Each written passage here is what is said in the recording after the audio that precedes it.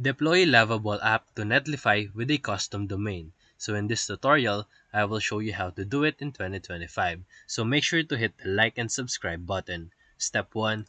Go to app.netlify.com and log in or sign up for an account. Step 2.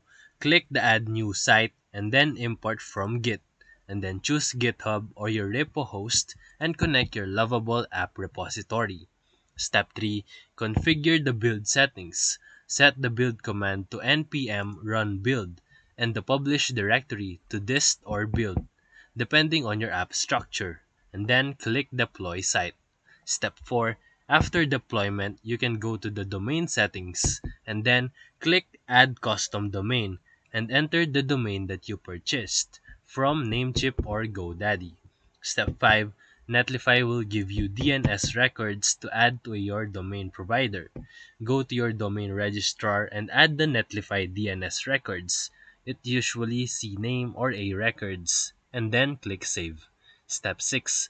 Wait a few minutes for propagation, and once verified, your custom domain will point to your deployed app. So if this video helped you, feel free to like and subscribe for more videos. Thank you for watching.